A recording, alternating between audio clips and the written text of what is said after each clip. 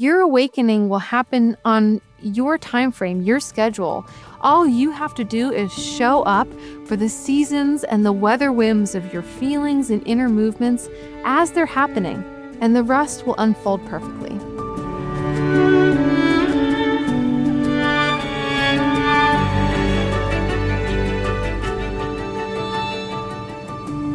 Hello and welcome back to Remember Why You're Here, a podcast for seekers and sensitives where you can relax, receive, reconnect to yourself, and remember the most important thing of all, why you're here.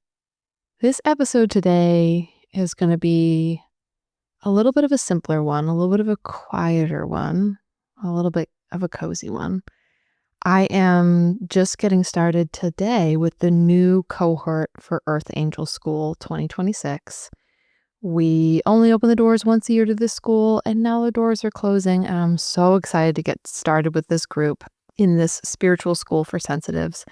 And because that's happening today, I decided to release a podcast that is just a little bit more easeful. I also think that this podcast today is something I really need to remember right now in this world. So I wanted to share this recording that I made several years ago called Is This an Awakening?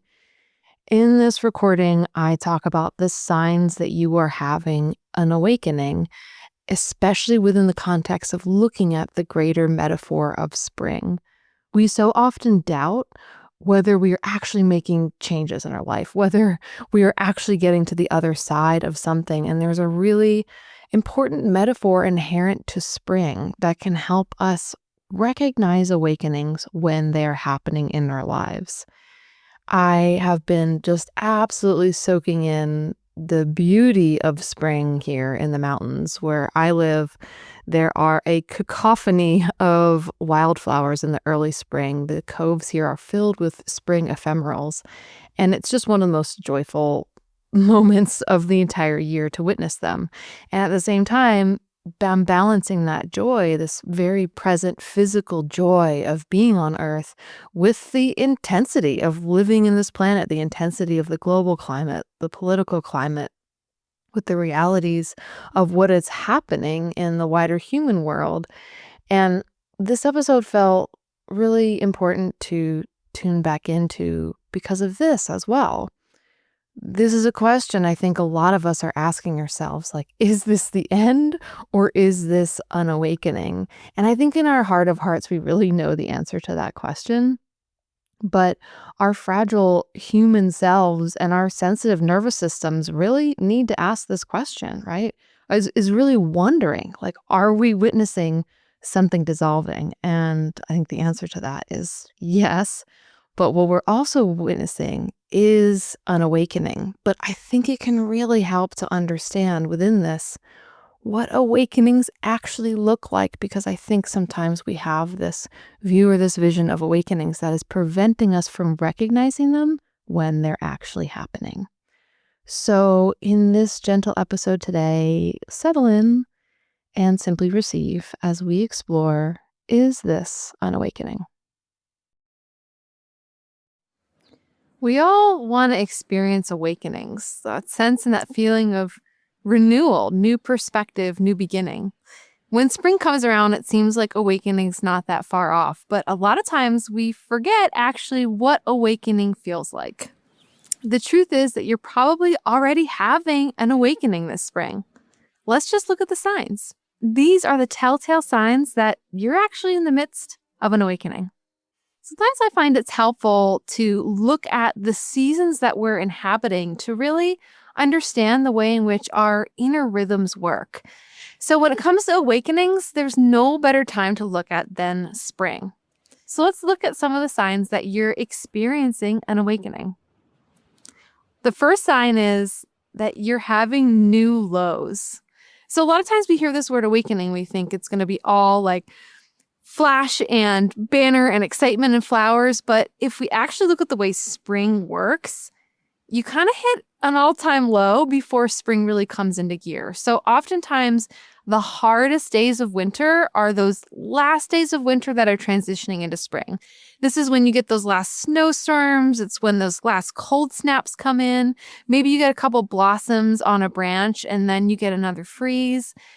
So I think it's important to keep this in mind when we're thinking about awakenings, because really sometimes when we experience things like depression, despondency, a new low, what we're actually tuning into is this energy of the first burst of spring, this energy of the fact that awakenings can actually come out of these low spaces. So if you are transitioning into the season and you're feeling that sense of heaviness, almost like cabin fever hitting a pitch, then this might be that you're actually just about to burst into your awakening. Speaking of cabin fever, you might also be feeling some sense of restlessness or numbness. And these are signs that you've actually outgrown your life. You've outgrown the small boxes that you've been in, and you're getting this restlessness because you're ready for something new. So when you start to feel that sense of constriction, it can be really beneficial to not just default into the state of thinking that something's wrong with your life or you have to forcibly change something, but recognizing that you're feeling that because your spirit is already opening up to this change and this awakening. The next sign is that you might be seesawing back and forth between the newness and the oldness. Now, this is a classic sign of spring awakening, right? Spring is fickle. One day it'll be warm and beautiful and the flowers will be out, and the next day it'll be cold again, and we're going to wonder if it might not be winter forever. So if you are seesawing back and forth between these states of feeling like freshness is really coming into your life and then feeling like everything's always going to be the same as it always was, know that this itself is a sign of an awakening. I love thinking about the definition of a revelation. If we break it down, a revelation literally means to reveal. So we know we've had a revelation when that veil comes back down over what we perceived. The gateway opens up, we see something new and different that changes our perspective in our lives, and then the veil comes back down and it seems as if we've returned to our normal lives. But really, we're changed just from that glimpse. So think about this seesawing back and forth, these fickle days of spring, whether that's inner spring or outer spring, as these revelations that are coming to show you these glimpses. So awakenings are literally like waking up to glimpse something and then going back to sleep. That's how they work. Awakenings lead to being awake to a new level or perception or awareness of ourselves. So know that when you have these flashes and it seems like you're defaulting to old patterns, this isn't a negative thing. It's actually just indicative that you are awakening. The third sign is that you may have stuff that comes up to be healed. So we all know this dance of spring.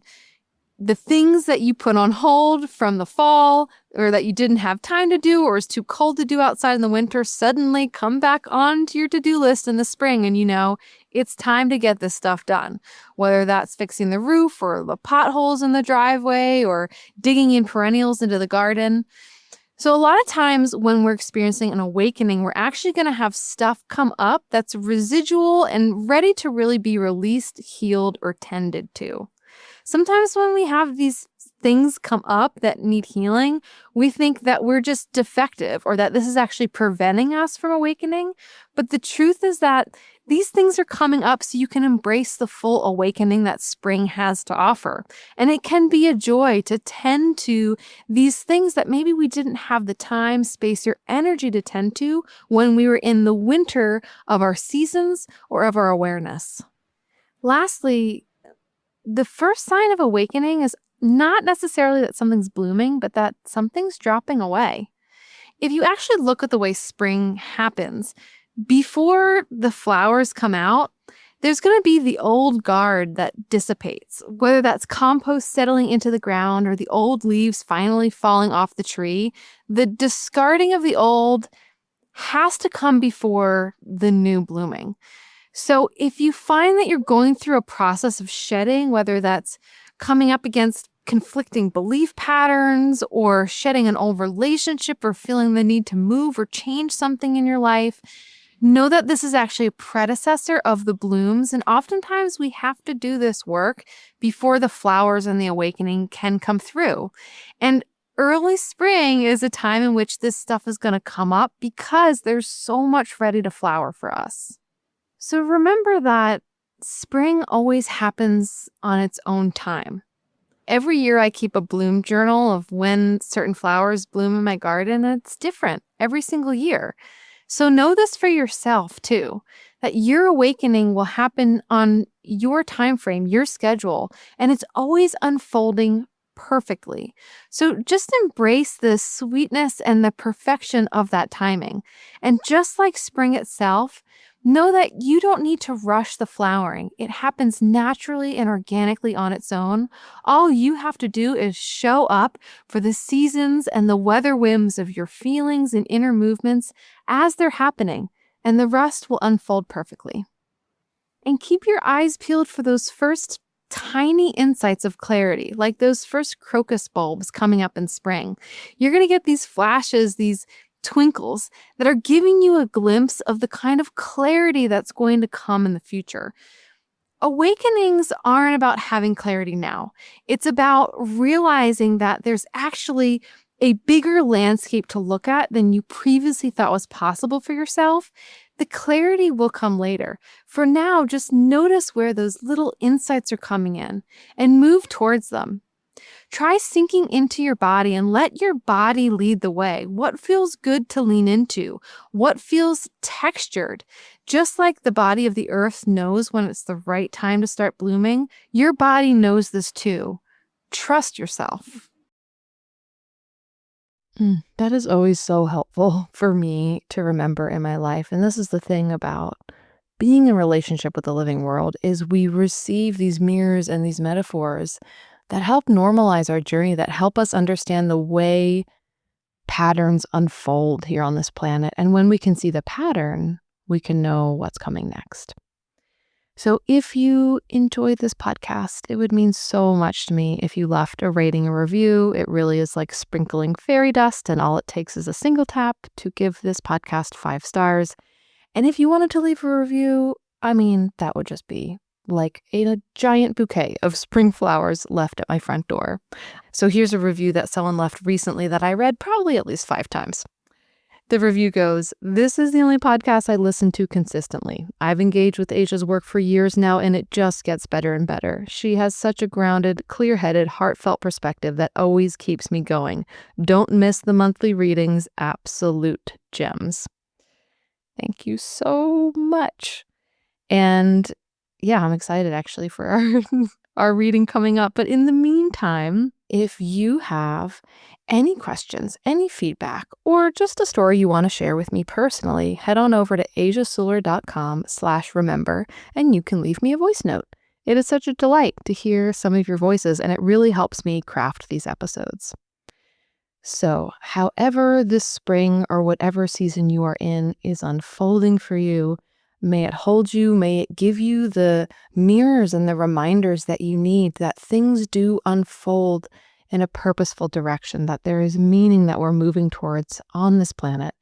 And may it help you remember that most important thing of all, why you're here.